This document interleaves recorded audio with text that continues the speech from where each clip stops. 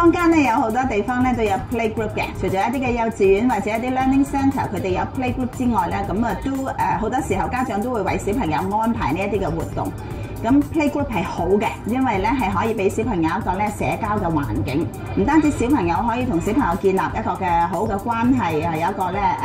社交嘅生活。其實家長喺當中咧都可以同其他嘅家長咧有一個交流，有一個嘅平台。咁我哋自己本身都有一啲嘅 playgroup 俾小朋友嘅，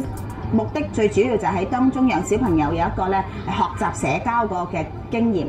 唔係一個嘅學習即係認知啊或者學習知識，而係一個即係分享下，即係聽下故事啦，玩下遊戲啦，呢一啲嘅環境俾小朋友嘅啫。父母嘅角色好多時候咧有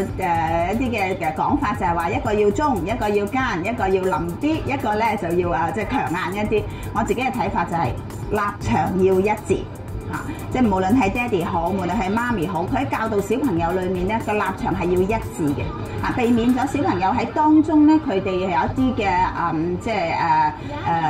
位啊，佢哋可以喺當中攝入去。小朋友好叻嘅